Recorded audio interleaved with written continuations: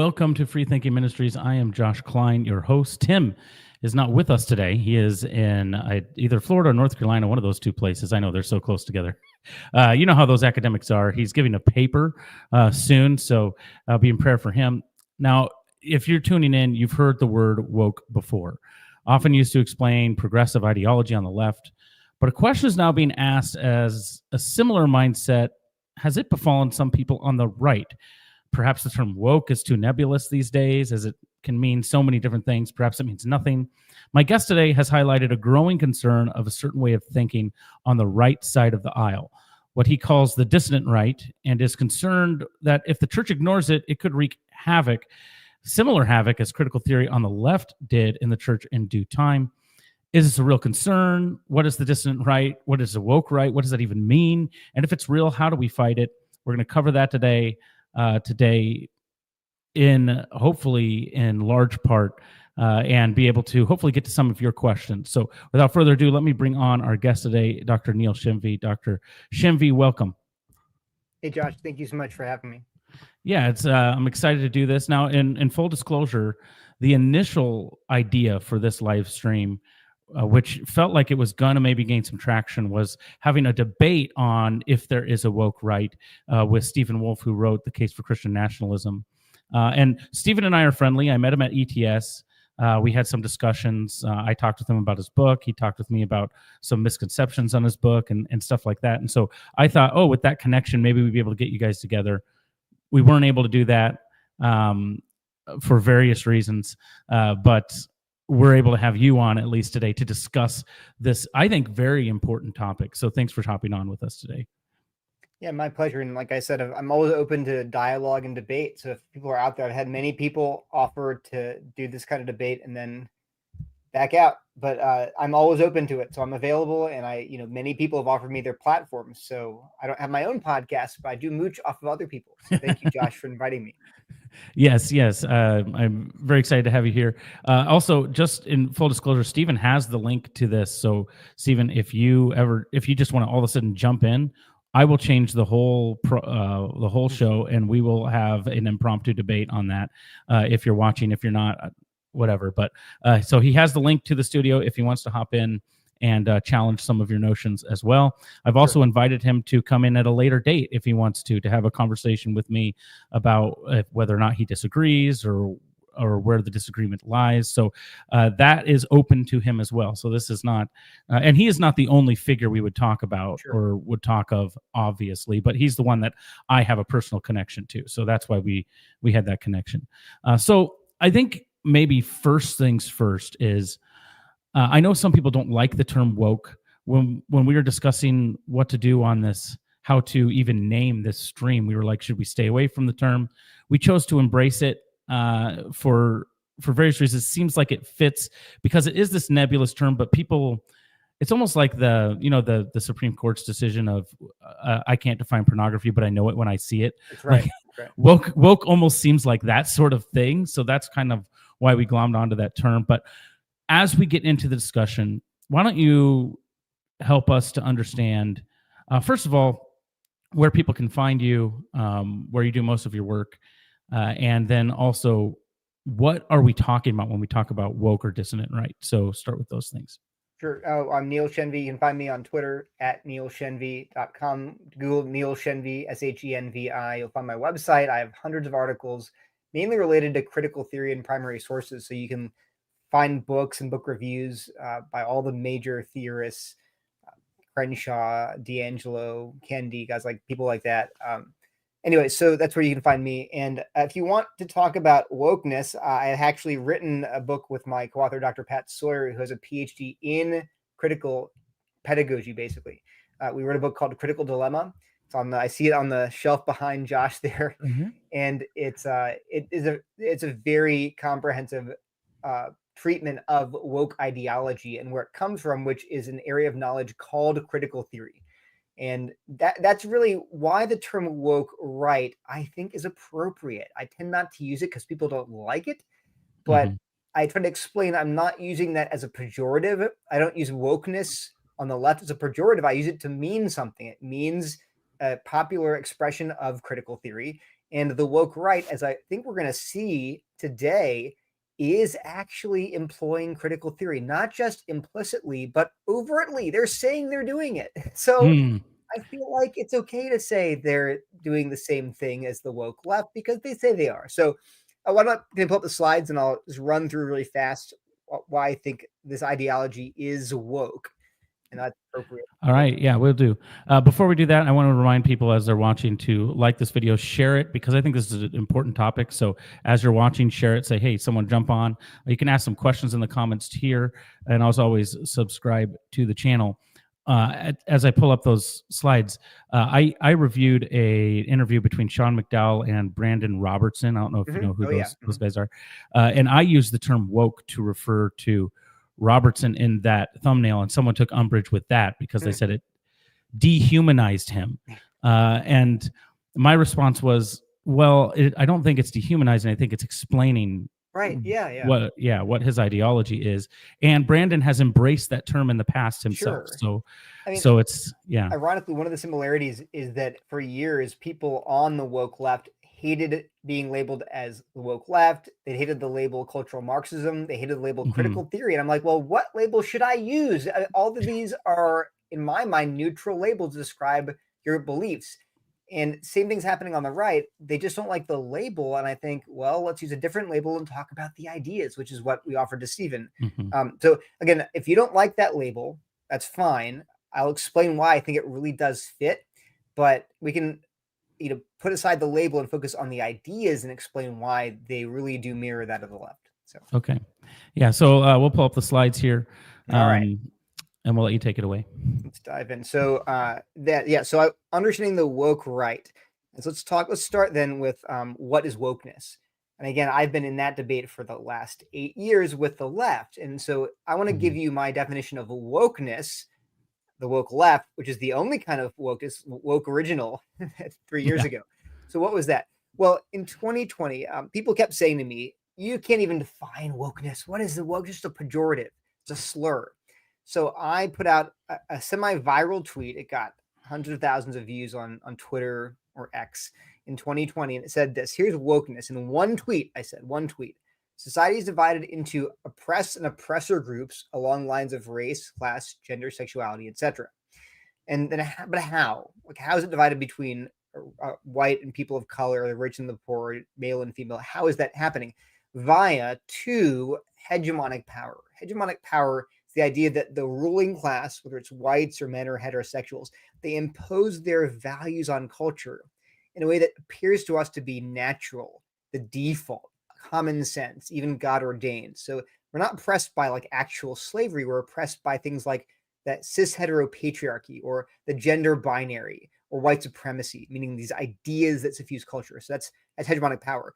And because of that, privileged people are blind. Privileged people are blind to the way that they have privilege. So what do you do then? 3, we need to defer to the lived experience of the marginalized so they can get woke. They can achieve what's called a critical consciousness, and then they can see reality for what it actually is, whereas the rest of us are blind. And then we should defer to them to dismantle unjust systems.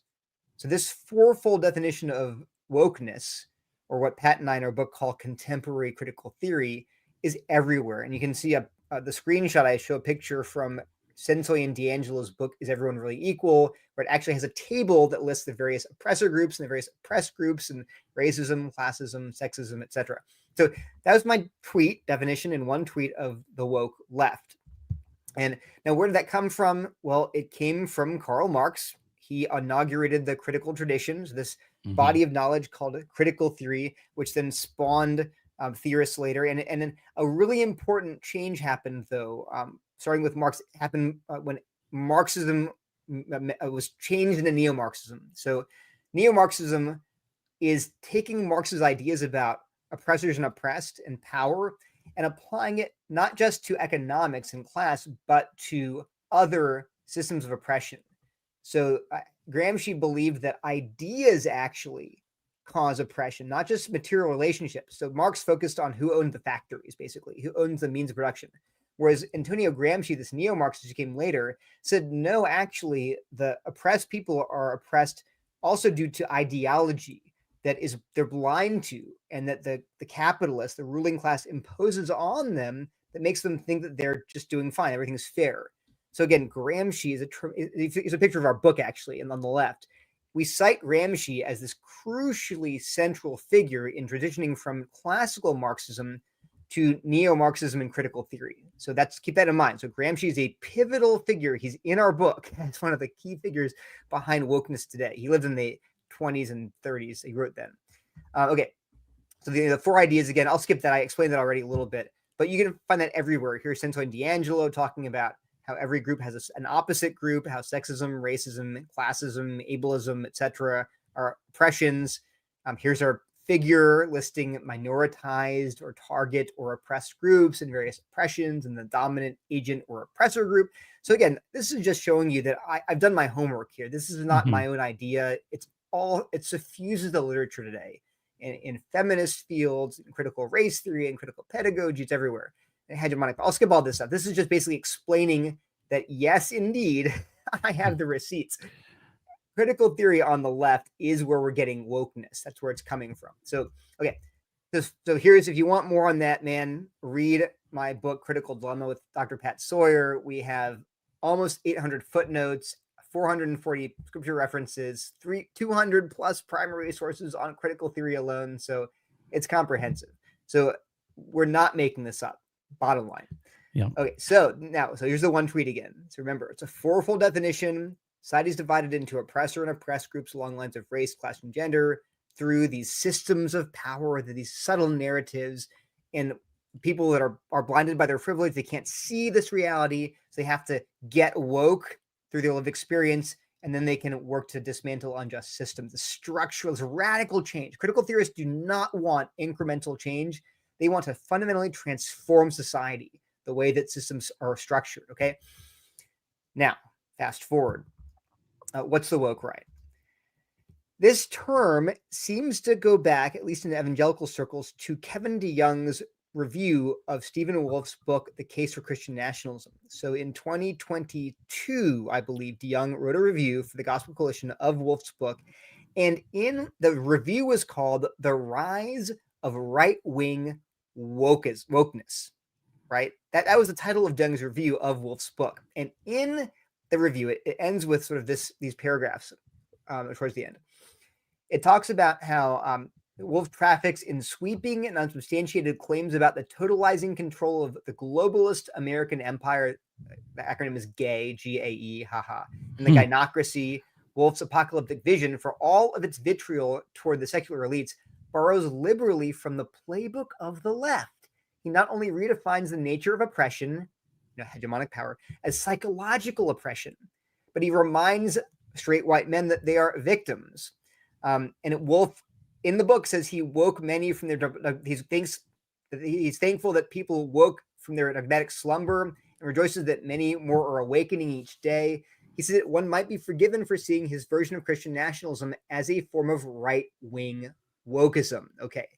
And here, this is the last paragraph. It's really good. It says, if critical race theory teaches that America has failed, that the existing order is irredeemable, that Western liberalism was a mistake from the beginning, that the current system is rigged against our tribe, and that we ought to make ethnic consciousness even more important, it seems to me that Wolfe's project is the right-wing version of these same impulses.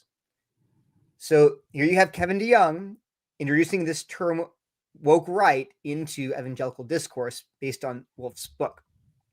Another one, Doug Wilson. Now, here's the thing. Doug Wilson is sort of the head of the publishing company, or I guess he founded it, the one that published Wolfe's book. So he's definitely on the right. He's definitely in Stephen's, or at least was in Stephen's camp. And in an interview, I think in 2024 with Sean DeMars, he was asked this. This is fast because this is a guy who published Wolfe's book. DeMars asked him, do you believe in the woke right? And then Wilson's colleague Joe Rigney says, oh, like basically the equivalent of the woke left, but the dissident right, guys. So here we see they're all on the same page. Like, yeah, the woke right, the dissident right, because those guys are, and they're equivalent to the woke left. What does Wilson say? Does he say, no, that's a slur? No way. It's not true. It's not happening. It's not a thing. He says, this is something I'm actually quite concerned about. identity politics on the right. These are people who've been taunted their entire adult lives for being white. And finally, they say, I might as well be proud of it. I'm going to be white and proud and start hating Jews. That is a big concern of mine. On the anti-Semitism, which is starting to manifest itself on the right, I've been fighting that tooth and nail. And a lot of people on the right have responded with, okay, boomer. Okay, so now we have DeYoung, we have DeMars, Rigney, and Wilson. Another one who's mentioned woke right a lot is Joel Berry, the editor of the Babylon Bee, who says he thought he came up with it on his own too, independently, just thought that term applied. James Lindsay, who wrote Cynical Theories, is a huge critic of critical theory and wokeness, uses the term woke right to describe this phenomenon on the right. So these all seem to be independent people saying something's happening that looks a lot like the woke left, but on the right. And so then here's my contribution. So I didn't even use the word woke right. I said the dissident right. So trying to get my head around this movement. And here's how I described it in another semi-viral tweet. Fourfold definition. 1, society is divided into straight white men and their enemies. Again, you have the social binary, but it's not whites on the top and people of color on the bottom and men and straight people on the top. And no, it's everyone else, these enemies, the straight white men on the top and straight white men on the bottom. But how? Like, are they being enslaved? No, it's psychological and systemic by hegemonic norms. But what are those norms? They're not the patriarchy and white supremacy and heterosexism. It's the longhouse or the post-war consensus or Judeo-Christianity. We talk about what those things mean later. But again, there are these systems, these narratives that suffuse society and are oppressing straight white men. And the problem is that because they're so diffuse and taken for granted in the default, that normies are blind. Like most of us are normies. We think everything is actually pretty fair in society, but we're blind to the way that straight white men are being oppressed. So what's the solution? We need to red pill them. It's a phrase that's often used to wake them up to reality. They can also awaken. They can get woke, but not to cis heteropatriarchy and white supremacy, but to the longhouse. And then the goal is, again, a fundamental social transformation, not incremental reform. We have to retake the West, retake America, make it safe for straight white men again. Okay, so we see the similarities here. And so here again, you can see the comparison that I'm explicitly drawing. We see that same sort of structure of their beliefs. Okay, now wait, I gotta stop. So that happened, right? That's 2024. And there's debate. Well, you're seeing things that aren't there. You have critical theory on the brain. And I'm like, well, all 5, 6 people, these major figures that are all very different. I mean, Lindsay's an atheist. I'm an evangelical Christian. Douglas Wilson published Wolfe's book. We're all landing on this term. So are we all making it up? Are we all seeing things? Well, then I read this book. This was, to me, amazing. It's called A World of the Right. It came out in 2024. It's a bunch of progressive scholars, probably some of whom are actual Marxists. But it is about how the new right has embraced critical theory and the reasoning of Antonio Gramsci, that the whole book is about that. And this chapter is amazing. It's called The Gramscian Right, or Turning Gramsci on His Head. Remember, Gramsci was one of the fundamental figures at the head of neo-Marxism that led to wokeness in the 20s and 30s. And we have people, they show in the book, on the right, since the 60s, who have been explicitly invoking Gramsci, saying, we want, look at the quote here, it's Gramscianism of the right. They're saying they want to have that. So here's some quotes. This is the right. They say that to fight liberalism, the radical right has turned to the left-wing hero, neo-Marxist Antonio Gramsci, on his head and engaged in a carefully crafted counter-hegemonic struggle. That was Gramsci's idea, but they're applying it from the right. In Marxian terms, the radical right's trying to bring its existing and potential supporters to self-consciousness, to be politically aware, woke, and active classes for themselves. Here's some quotes, some primary source quotes. Oh, no, so this is them commenting still. New right ideologues have borrowed freely from Lenin and Schmitt. It's Carl Schmitt, by the way, who I've also read on The Power of Enmity, as well as from neo-Marxist Antonio Gramsci and the Frankfurt School, that's critical theorists on counter-hegemonic strategies. And then actually, apparently there's some people on the new right in France, and they actually coined the term nouvelle droite in French, which means new right in French. And it says, and this is a direct quote, one of their founders says their aim was nothing less than the development of a, quote, Gramscianism of the right. Like, so when I read this, I was like, I am not crazy. I want one of those Homer Simpson certificates that says, not insane. Like when I found this book, that episode, like this is, I reading this book and thinking, I'm not insane. This really is happening. There's lots more. These are primary source quotes, them saying we are embracing Gramsci. We are embracing his idea of hegemony. And so it's everywhere. All these quotes here from this is a secondary source, but they're quoting people saying, yes, indeed, we are employing Gramsci's ideas, which is what all of us were seeing. Okay. So quickly, I want to take a lot of time here. Some examples. You're like, well, this is all very nebulous. Like, who are we talking about? Now, personally, I'm not focusing on sort of major figures like Donald Trump, J.D. Vance. I'm not talking about nationwide figures. I'm thinking about people within the evangelical church, because that's sort of my wheelhouse. It's what Kevin DeYoung is talking about. So let's give some examples. I'm not saying that the woke right doesn't extend out of that, but I'm saying in our corner of the world, there's various, very, very small niche corner of evangelical world, a reformed evangelical world, if you're going to get specific, that I want to show some examples of the woke right and how they're thinking. And call it, if you want to call it the dissident right, or the dissident Christian right, or the new dissident Christian right, or the new Christian, whatever you want to call it. Let's give some examples of that phenomenon. Here's Stephen Wolfe again. So listen to this. These are direct quotes. I'll just read the quotes. This is a direct quote from his book. Every step of progress is overcoming you. Ask yourself, what sort of villain does each event of progress have in common? The straight white male. We live under a gynocracy, a rule by women. This may not be apparent on the surface since men still run many things, right? So that's true because you look at the actual data. I can give you some figures, but the numbers are like, straight white men are still like 80% of Congress, 80% of CEO, 90% of CEOs. So numerically, you can't see it, right? But he says, but the governing virtues of America are feminine vices. That's the key. Again, these systems, these narratives are what are causing psychological oppression, not just these over, like Marx thought it was just the factory owners. But Wolfe is saying, no, it's deeper than that. These ideas, these ideologies, these narratives are actually what are oppressing straight white men. Another quote, if you are a white, heterosexual, cisgendered male, then the world will not offer you any favors. Indeed, your career advancement depends on sacrificing your self-respect by praising and pandering to your inferiors who rule over you. Okay, so I think you're seeing that straight white men and their enemies, that social binary I talked about, that's there. And also hegemonic power. And then on Twitter, so when he critiques people, when people talk about how critical theory is bad, Wolfe pushes back on them.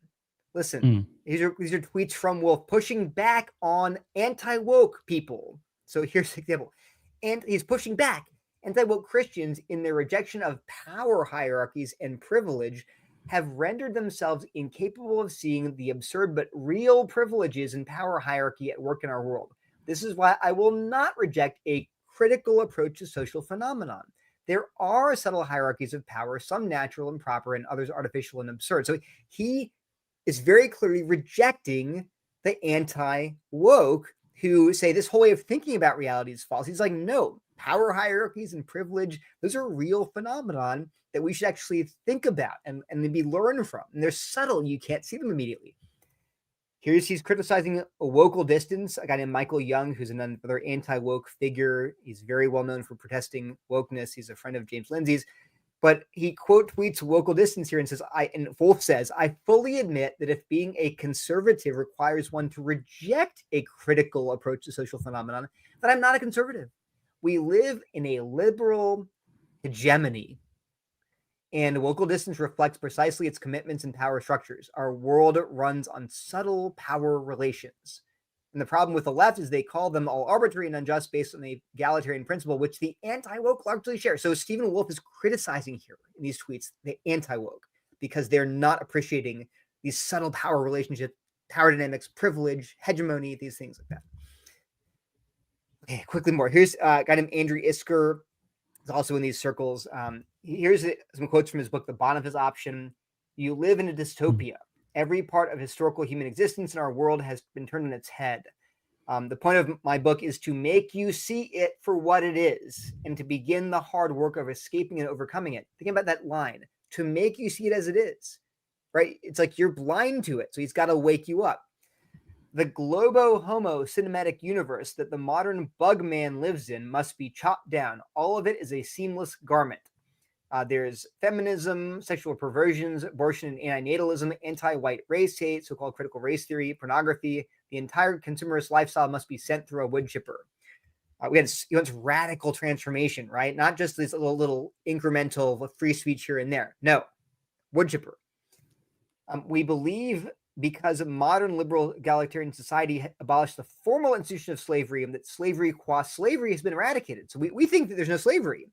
But listen to this, but it very clearly has not. Instead, it is wrapped in a thin veneer of consent. This is exactly what Gramsci thought. If you were a wicked, evil social engineer and were going to design a massive slave state, the very best conditions would be where the masses believed they were totally free and their own bondage was their choice. This is literally what Gramsci thought about the working class in the 20th century, that the masses had bought these lies, the ideology of the oppressors, their hegemonic power had brainwashed the masses so that they, and this is actually, I think, exact quote, consented to their own oppression. That was Gramsci's, I think, his actual language. Well, that's what Isker is saying here, but it's just not the working class. It's, men or straight white men or heritage Americans or whatever he would say it is. Okay. Speaking of heritage Americans, here's this is Isker's podcast co-host, a guy named CJ Engel. And he talks about, this is, okay, I'll just read it. Once the ethos of heritage America was liquidated after World War II, America was subverted and taken over.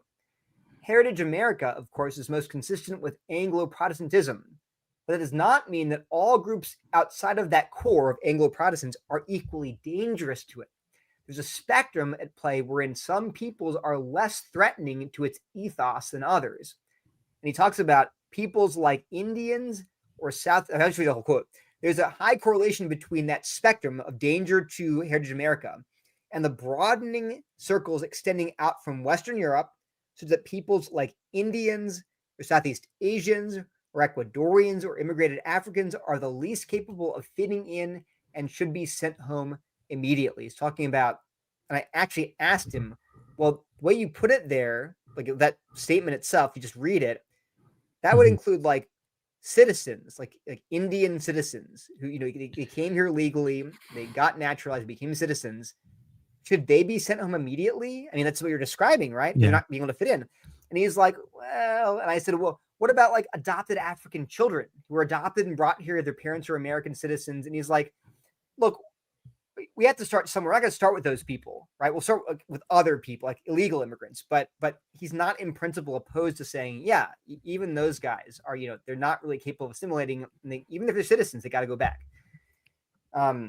Which is, again, you're like, that's crazy, but that's what he's saying. So is this sort of like almost a racial, not necessarily racial essentialism, but kind of like certain races have certain capabilities of dealing with the way we organize our system. Okay. It's complicated. He talked about heritage Americans.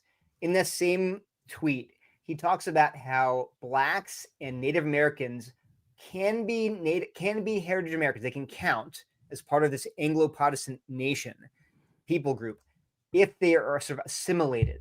Like if they don't have grievances, they don't feel like they're oppressed, they actually sort of assimilate to this Anglo-Protestant core, then they are included in heritage America. But I asked him, he said that he made that qualification. But I said to him, actually asked him, well, what about if they're not? They are, I mean, these people are here 400 years ago. These are descendants of slaves, have been here for 4 centuries. But they still have grievances. They still feel they're oppressed. Are they heritage Americans then? And he didn't answer. The other thing too is that he actually says in the same tweet that the Ellis Island generation was a mistake, but we own our mistakes. Like they're still heritage Americans, but that was really a mistake to let them in because they did dilute this heritage American quality. So I don't think I would say this is explicitly racial nationalism, because he does say explicitly that some blacks, some Native Americans can be part of Heritage America. But you can read what he says here. He does, and actually I pressed him on, well, what is it about the Indians or Southeast Asians that makes them not capable of fitting in? And I actually asked him, like, is it just the culture thing? He actually, honestly, he said, he's like, no, their spirit doesn't really fit in. I'm like, well, wait a minute. What if they're adopted like when they're 3 months old? Like they culturally, they're just like, no, but I was like, do you think like their spirit is passed on? I actually asked him this. Is there a spirit passed on from their father, like Traducianism? Like Augustine thought like original sin was passed on through the father. And he said, well, not in a materialist sense. I'm like, wait, like not through the sperm, but like some other ways? Like, yeah, basically like that, like through their soul or something. I was like, can you elaborate? And he's like, I don't know. I haven't worked it out yet. But it was very, it's on Twitter still. It's still up. Like I pressed him on like, well, exactly why wouldn't an adopted African child who's been here all of his life fit in? Or like a fourth generation Asian American family, like their great grandparents immigrated here from Japan after the World War II. I know, and it's unclear to me how he parses that. Anyway, it's an example of like what I'm talking about. Oh, and then this is really interesting. So then he wrote an article disputing the idea that there is a woke right. He's like, I think the title was called like "There's no woke right." So he's saying the whole article in the American Reformer is about how there's no woke right. It's addressed to me. Okay, so in that article, denying there is a woke right, here's what he says: the right wing is being called the woke right because its detractors cannot think outside the hegemonic presumptions of liberalism, which is grounded in individualism. So there's a hegemony, liberal hegemony, and we're blinded by it, right? We can't think outside of those presumptions. There is indeed a war on whites. Since the old cultural hegemony of Heritage America was centered on straight white men, it is clear that any revolution against that way of life would need to be directed against the hegemonic cultural base made up of these types of people. That's straight white men. The mythos of liberalism made the political leadership in this country blind to the actual leftist revolution in our midst. Liberalism is absolutely a hegemonic norm. What else would it be America's hegemonic norm? The right can see this very clearly. It can see this very clearly and understands that power is needed to confront this leftist hegemony. And I'm like, in your article denying there is a woke right, you basically affirm everything I characterized as woke right. I don't. Why not just say we do believe these things? I don't like the word woke. I mean, I would just frame the article that way. I do believe all this stuff. I just think it's right. Okay, fair enough. I'm not okay, but you're saying exactly what I say you say. Does it seem like he's saying, well, woke is inherently a term for the left, so there can't. So I think the two main criticisms are it's just a slur. And I'm like, okay, you can use woke anyone can use woke as a slur. I can call some guy who's on the left, you're just a woke idiot, right? That's a slur. I'm just making him, right? But I don't have to use woke that way. And I don't use woke that way. It refers to critical theory. That's what I mean by woke. Okay, so that's one thing. So I'm happy to say that some people throw woke around at leftists, at conservative. Sure, they do that. I've been called a woke centrist by the woke right. So if it's a slur, then you shouldn't be using it on me either, I guess, right? But I'm using it to refer to critical theory. And then the other criticism is that there's it's a pejorative. Oh, and then it's only a left-wing phenomenon. But as I'm pointing out, if you have people on the right who are saying we should embrace critical theory, and I use woke to mean people that embrace critical theory, like what else do you want me to call you? You see what I'm saying? Like they're acting as if critical theory can only be employed by the left, but that's just not true. If you read critical theorists, this is amazing. They were critical theorists. There were some intersectional feminists. I can show you the book where they worry that white supremacists are going to use intersectionality for their purposes. They're like, it's just a tool, and the right could use it too, and use it to promote eugenics and white supremacy. Because they actually argue in their texts, these are progressive feminists saying we're worried that straight white men might begin to see themselves as oppressed and use it to recruit members to their neo-Nazi organizations. So my point is that the idea that woke is just a leftist phenomenon sure, you can define it that way. You can say woke equals left, right? And Mhm. it's just the left right. Left right means nothing. Woke right means left right, which is an oxymoron. I get Yeah. it, but I've never defined woke that way. I just haven't. And so, if you want to call it the critical theory right, or the Gramscian right, or the neo-Marxist right, knock yourself out. I'm just, I just think this phrase, it's not. I keep repeating. If you want to use a different label, I'm totally okay with that. I think other Yeah. labels are not as meaningful or precise. Dissident right, I can explain why I think that's imprecise, but I can use that. Anyway, lastly, people are like, well, this is just a random collection of random stranger people on Twitter. You've never heard of them. This is a conference called How to Defeat Trash World coming up in 2 months, right? And Mhm. you look at these speakers, and it's a lot of the people I'm listing. And if you look at the other people speaking there, you'll see that they embrace the same system of thinking, right? Or a lot of them do, not all of them do. But these guys are all friends on Twitter. They have mutual followers. They say the same kind of things. So I don't, what can we call this? I'm happy to use a different label, but I think the woke right fits. Okay. Oh gosh, briefly, I'll just run through this. That's right. There is the anti-white sentiment, right? It exists. It's a Mhm. real thing. A lot of straight white men, young men, are angry because they've been called bigots for no reason all their lives. That's bad. I oppose that. I've always opposed that. I'm against racism, whether it's targeting whites or blacks. I don't like racism anywhere. It's always bad. So it's Mhm. called a sin. So Yeah. I'm okay with pointing it out when it's directed against young white men. Questioning liberalism, fair game. I actually made a list one day of like 11 fair criticisms of liberalism that are not woke right. Critical theorists critique liberalism, but many other people do as well. You don't have to be a critical theorist to critique liberalism. I critique it, right? So I'm not saying if you don't like liberalism, you're woke right. I don't use the word that way. I just don't. And I think there are plenty of questions like, is democracy good? That's a fair question. C.S. Lewis asked that question. He was not a woke right. So sure, you can do that. And it's fine for them to do that. They reject niceness.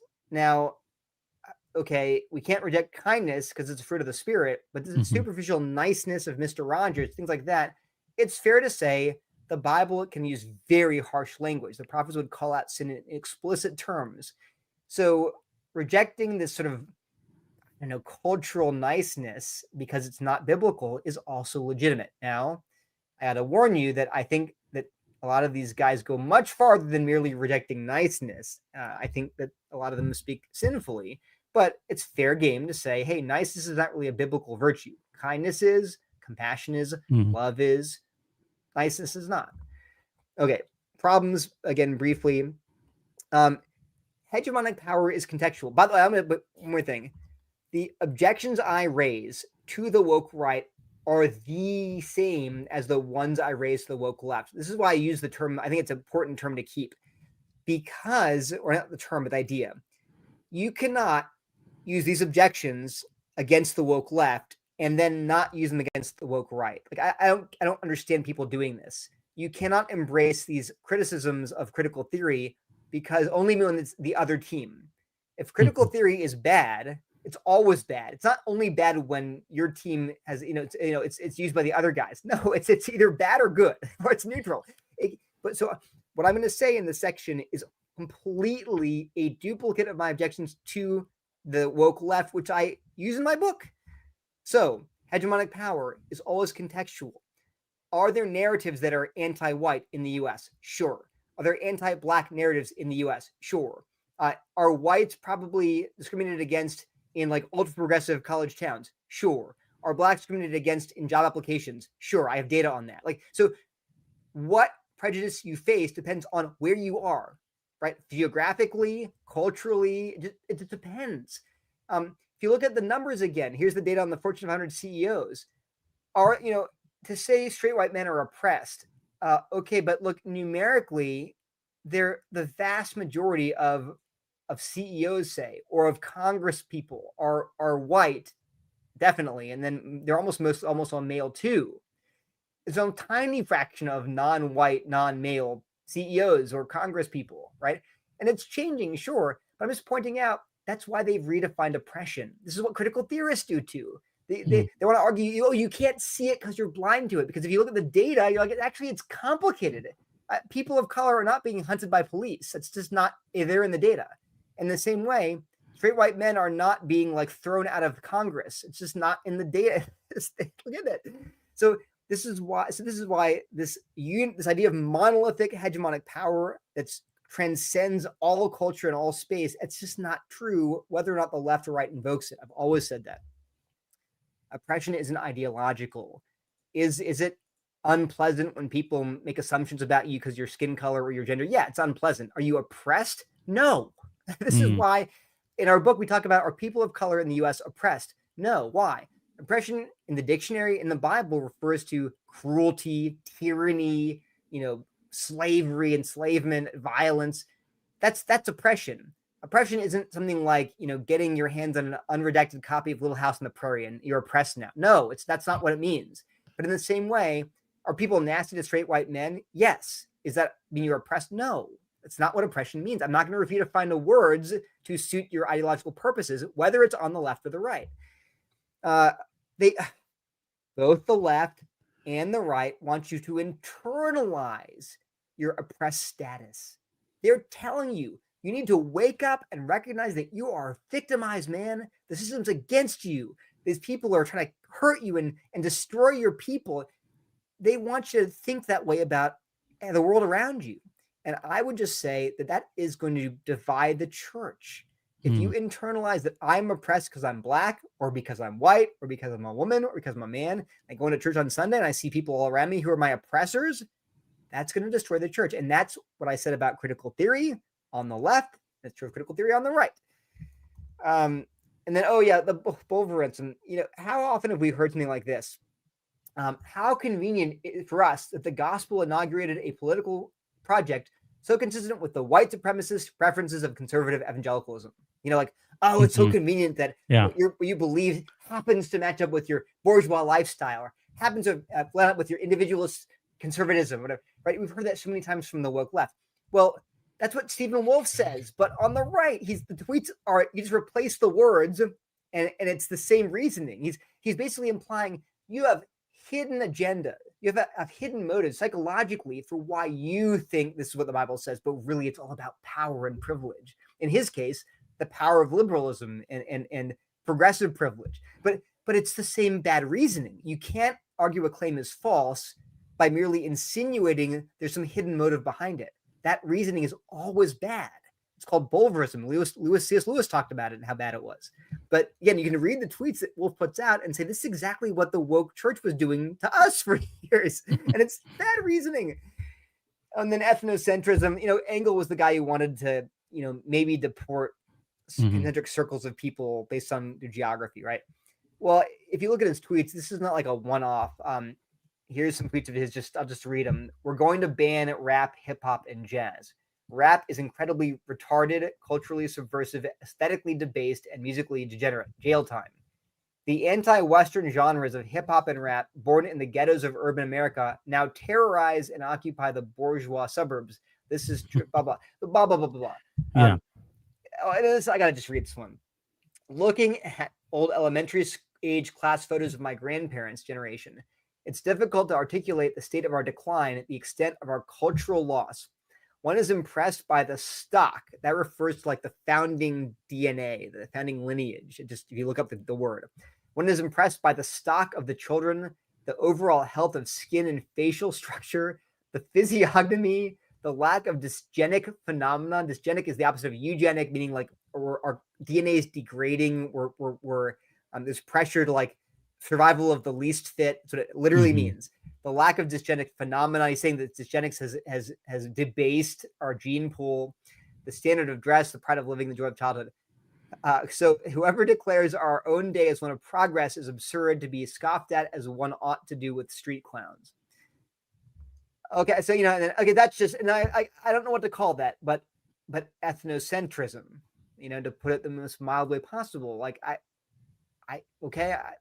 And then just whenever I tweet about the dissident right, I get stuff like this on my wall. It's just like, go back to India. Now I'm from Delaware, but whatever. Go back. He has to go back. You have to go back. Neil, no such thing as the woke right. It's a Judeo-Bolshevik lie invented by atheist sodomite James Lindsay's plus pro-censorship Shabos Goy Rufo. It's like Chris Rufo, I think. And here's a picture he always puts up. The same guy comes on my wall and puts his picture up. And it's so funny because he's like, I'm bleaching my skin. I'm like, guys, it's a tan. I tan. It's a summer picture versus a winter picture. I'm not sure I can say, like, I'm not bleaching my skin. I'm just tan. But, okay. So, but that stuff happens all the time. It just happens all the time. Every single time I tweet about the woke right, or even the dissident right, anything about it, criticize Carl Schmitt, the Nazi jurist, criticize, it's just, that happens. I'm like, that's going to happen to us if we just get on board with this movement, right? It's bad. Okay, so, sorry, I'm going backwards. Okay, so, but basically, bottom line is that, I always say the woke left is a far greater threat institutionally than the woke right, 100-fold, right? It's way more influential in media, in culture, in politics. Yeah, of course, I get that. You don't see Target changing their merchandise to celebrate Carl Schmitt's birthday. I get it, okay? But it's still a threat. I keep saying to people, I've never been primarily concerned about politics. I'm concerned about spiritual concerns.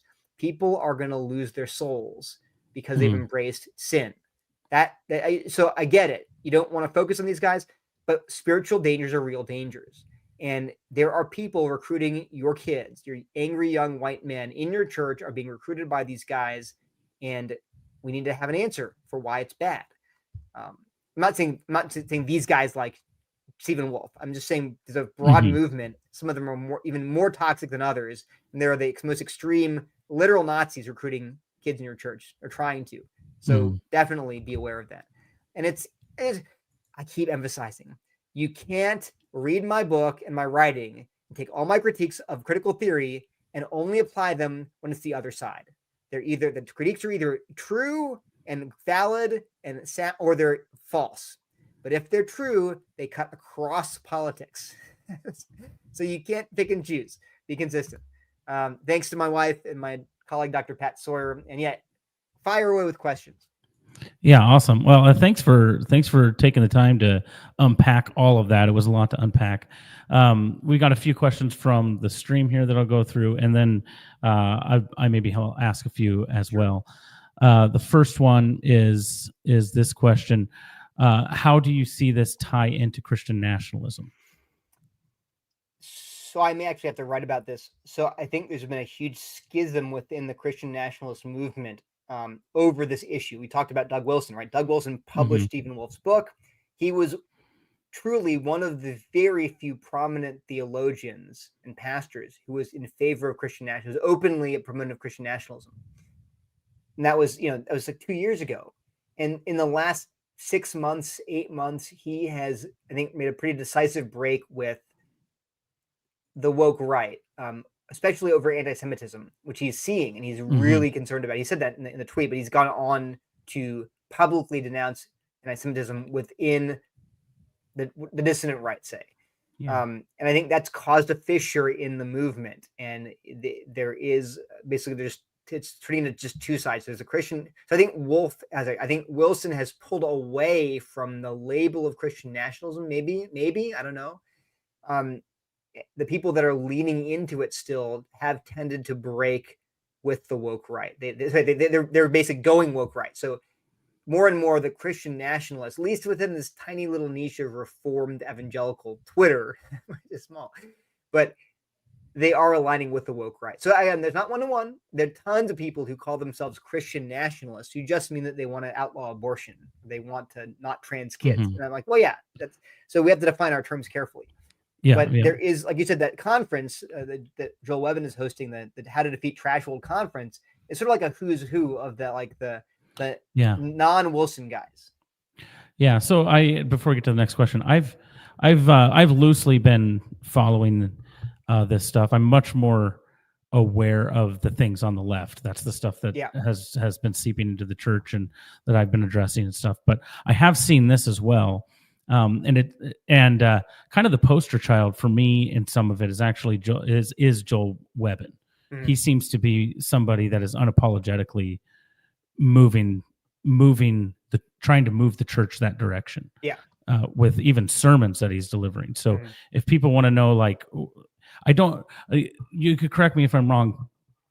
To me, and I told Stephen this when I talked with him at ETS. It's sometimes hard to nail Stephen Wolfe down, because he's, for instance, when he talks about ethnicity in his book, well, he uses the term in a completely different way than how we would use the term. He's talking about a cultural. He's talking about a cultural. If you replace the word ethnicity and the word nation in his book with people group, it makes much more sense in terms of colloquial speech. When he says nation or he says people group, when he says nation or ethnicity, just use the word people group. That's what he means by it. So he's a little bit more difficult, I think. But Webben seems to be a little bit more overt. I don't know what your thoughts are on that, but yeah, that's probably true. And I think that's true. And what I would say is that, and there are people even farther right than Webben, believe it or not, and they're also influential. And I think this movement has also embraced a philosophy called "no enemies to the right," which I also warned about years ago. Yep. And it's funny to go back and listen to my debate with William Wolfe on Christian nationalism from literally 2 years ago. It's exactly 2 years ago, like tomorrow. And I warned him that if Christian nationalists did not draw hard lines that excluded open anti-Semites and racists, that they were going to have a problem with them infiltrating the movement. And I think that was been 2 years, and we've seen that happen. So I think that these guys, because they wanted to, for whatever reason, they felt that they shouldn't punch right. They needed to build a coalition to fight the left. We had to destroy the left. And so the way to do that is to never punch right, at least publicly. And again, I warned them that's a bad idea, because you never punch right, people will not know if you agree with these guys or not. And that's sort of happening again. So, well, you see somebody like Nick Fuentes say, I think recently, that he wants to, what did he say? He wants to join forces with the communists against the current liberal agenda in America. Yeah, right. And it's just like, where are we? What planet? What year is this? Yeah, it's. I don't even know anymore. But it's the horseshoe theory, right? The far left and the far right from meat. It's true. Like anti-Semitism. It's like that was the 2023 October 7th. So the left, you're like, well, that's anti-Semitism. And then now we're like, well, yeah, the right's always got that too. Like now we're joining for, like, what's going on, guys? Yeah. Where am I living? Yeah. All right. Here's another one. This one says, why do you think this is spreading through reformed groups? It seems to be where it's catching fire, at least online. I don't on X or. Know. And the other thing too is that this is such a niche movement. It's such a very online movement. If you look at, I'm not criticizing small churches at all. I'm just saying the physical brick and mortar churches where these guys are worshiping, preaching, whatever, they're generally extremely small. So it's the actual brick and mortar footprint of these ministries is tiny. It's the internet that's amplifying them.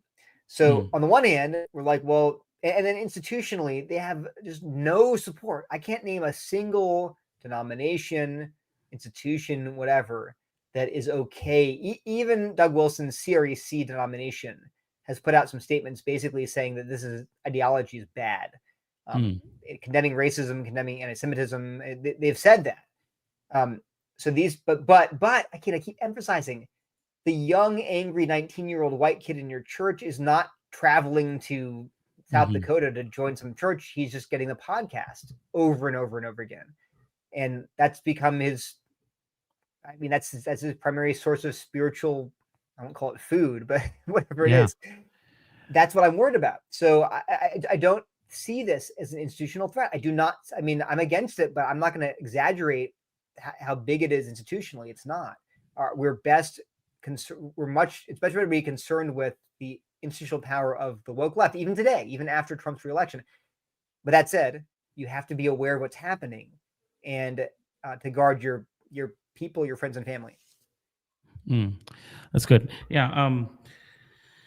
One of the things I wanted to ask you was, what are some things to look for, like in that 19-year-old kid in your church, if they're listening to things? I remember having a conversation with a kid, and he was listening to a lot of Andrew Tate, and I was okay, this is let's have a conversation. Let's go to lunch and let's talk about why Andrew Tate is attractive, as far as because he exudes masculinity, but his message is anything but biblical masculinity.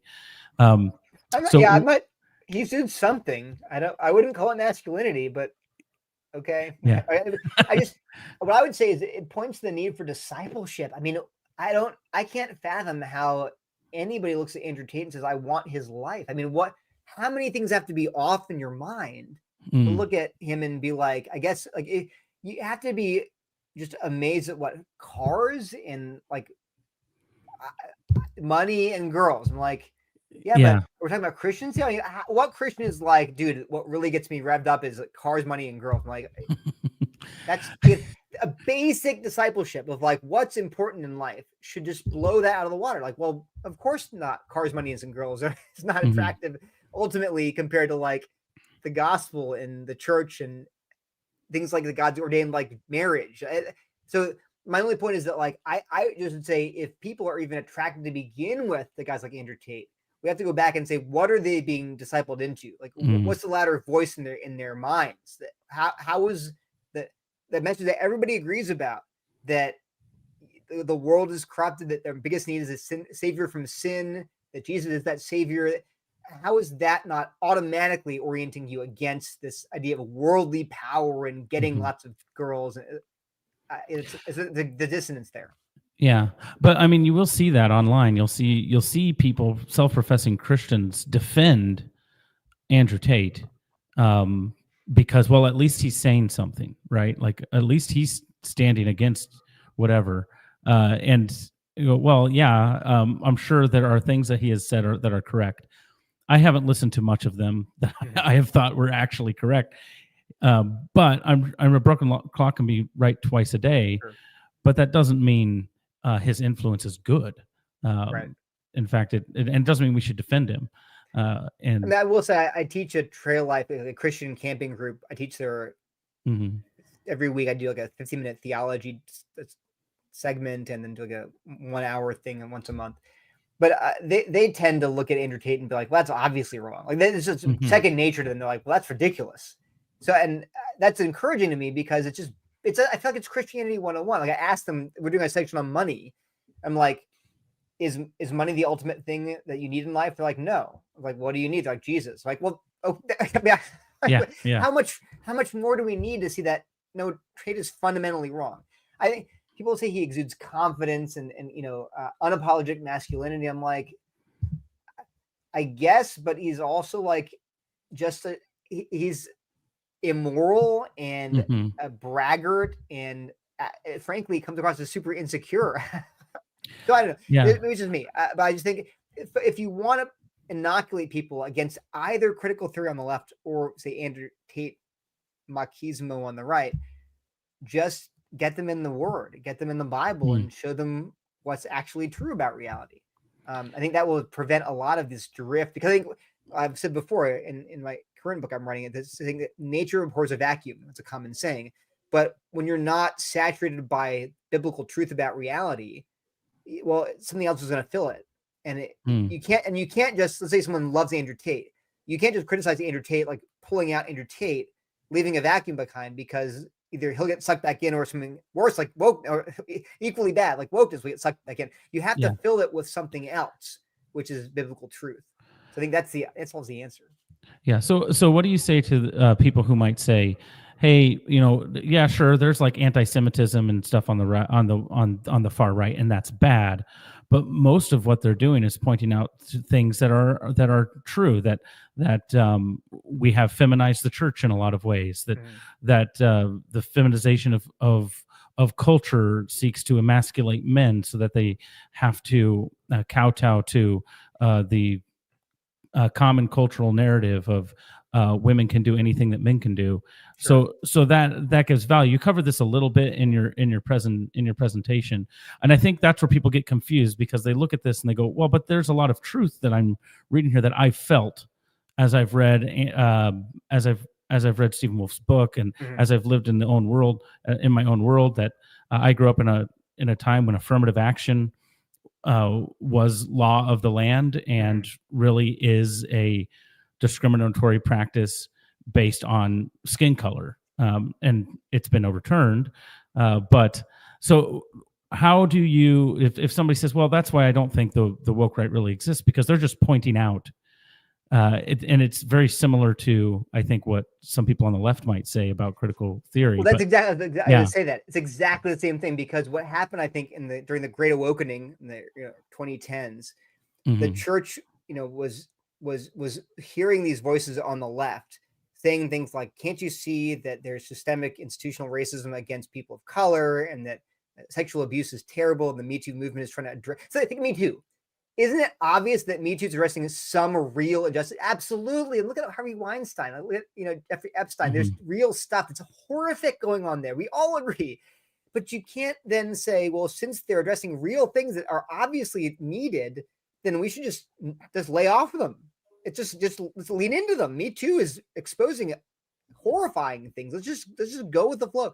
And I at the time, meaning like 2 years ago, I was like, oh guys, wait a minute.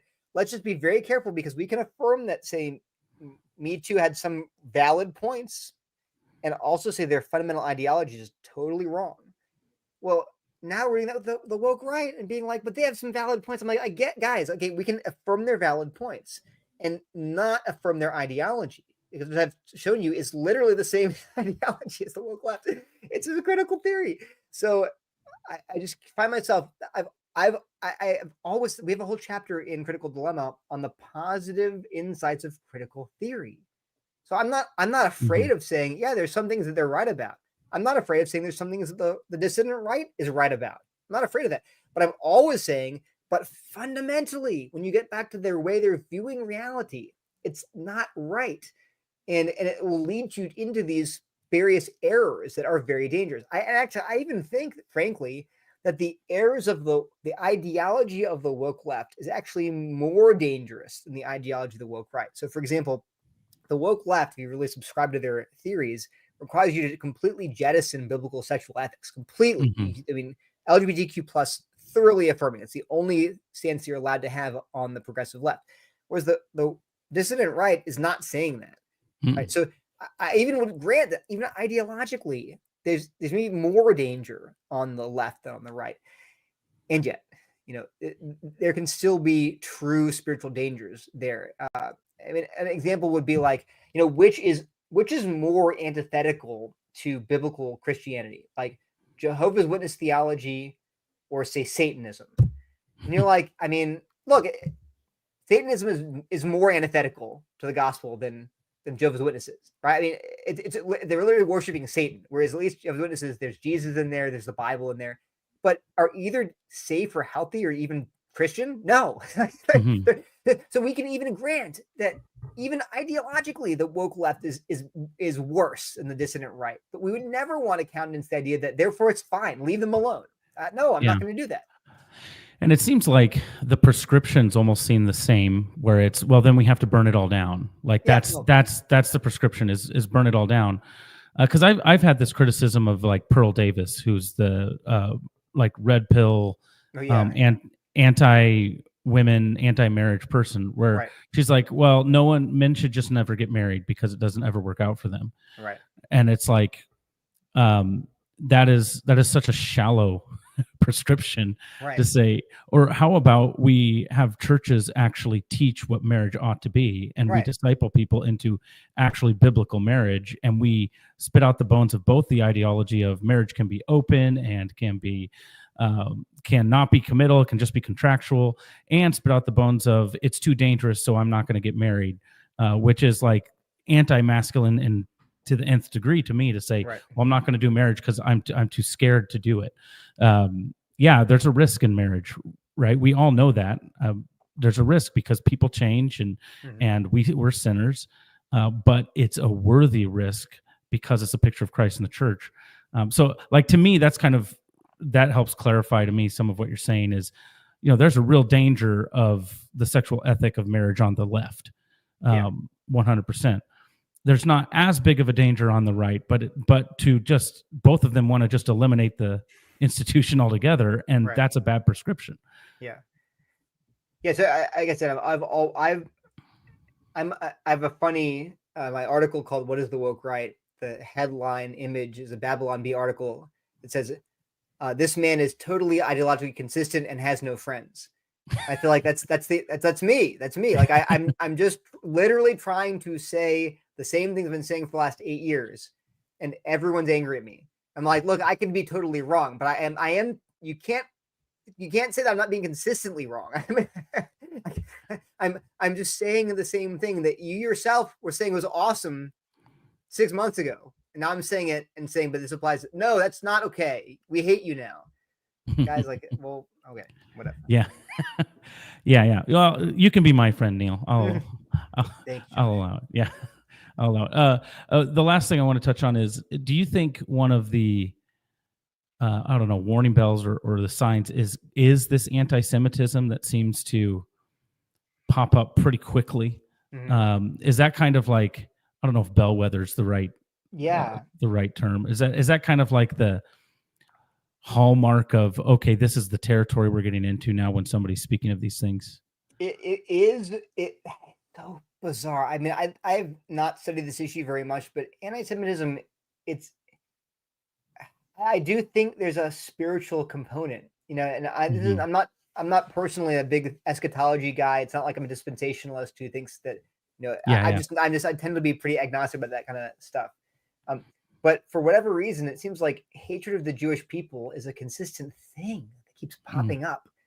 And the far right will tell you it's because they're so evil, but that's what I'm like. Yeah. Well, or they'll tell you they're not actually the Jews of the Bible. Like they have this whole conspiracy theory whatever. of But I think interestingly, so actually my friend James Wood wrote an article called "Unmanly Anti-Semitism" in First Things recently, calling out the anti-Semitism on what he called the new Christian dissident right. So okay, so yeah, we'll look that up. Yeah, but it's basically about the naming names, like Andrew Torba, who actually is a co-author with Andrew Isker, who I named in this podcast, of Christian Nationalism book.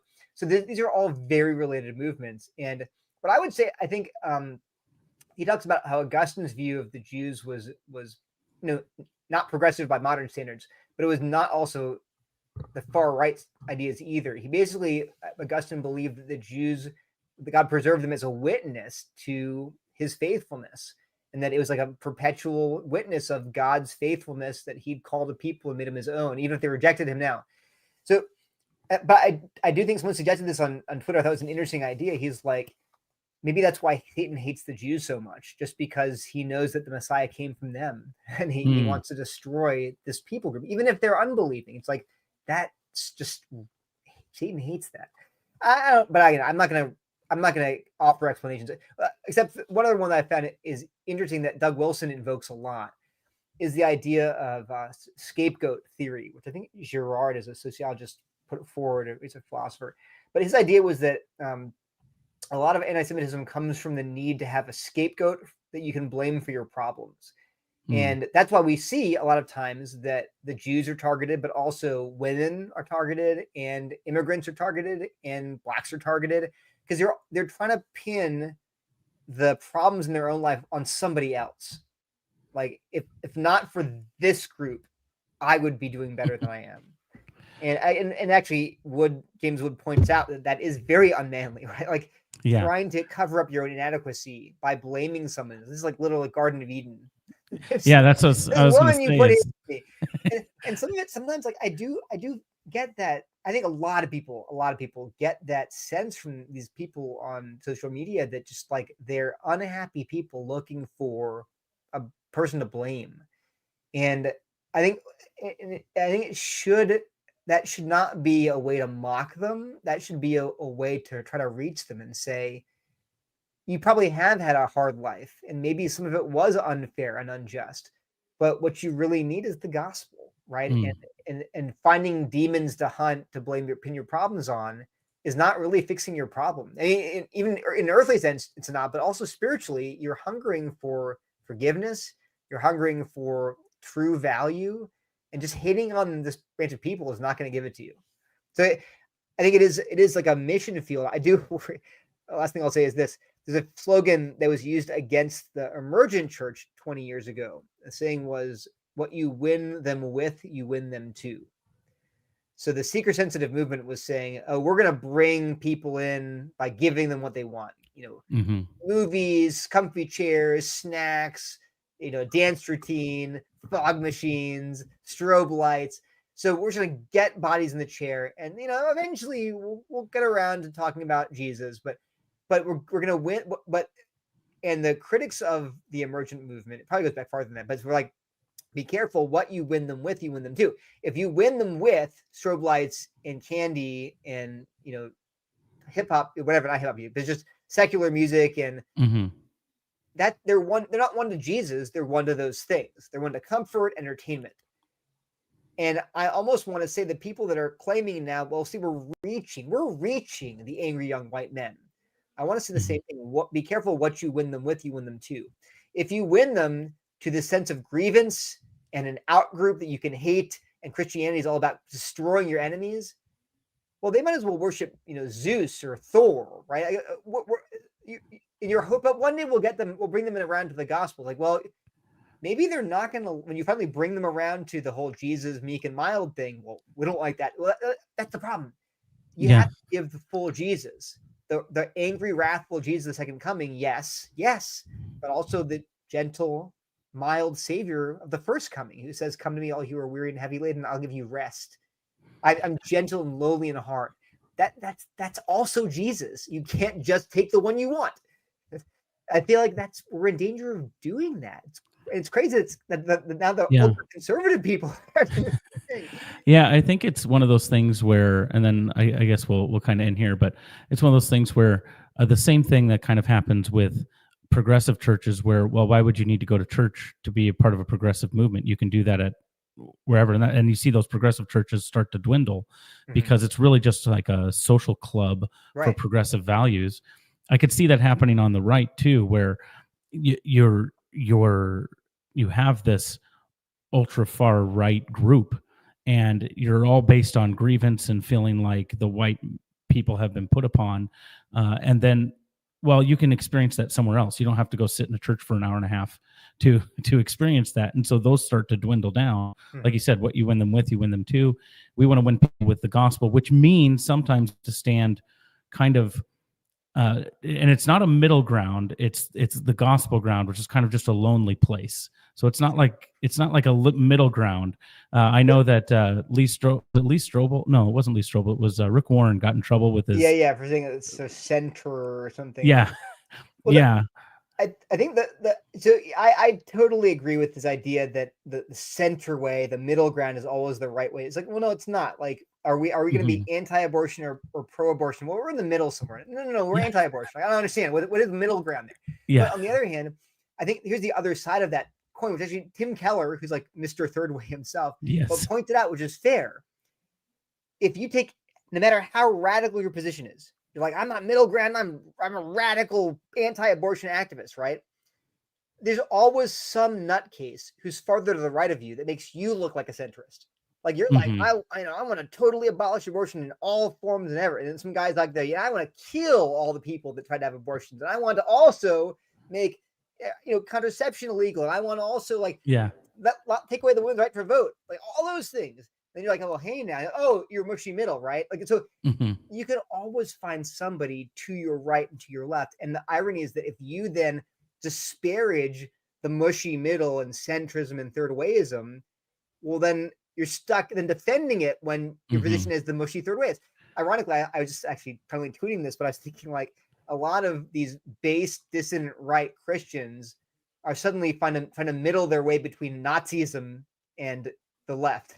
Like, they don't want the left. The left is awful. We're based. But then some literal Nazis out there being like, no, you guys are weak. You're effeminate and longhoused. Yeah. You're like, well, hold on now. We're not going there.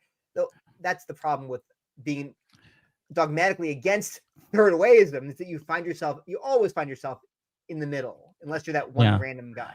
And that's why having moral and ethical clarity based on scripture is much more feasible than having a political framework of which policies do I support or not support. Like a moral and ethical clarity will help you avoid some of those pitfalls, I think, where you might be called a centrist, but you can say, no, I've got clarity on this. I'm not a centrist. I am picking a side, and it is the correct one, biblically speaking. Yeah. So I think having that clarity is important. I think you've provided some of that here today with what we've discussed.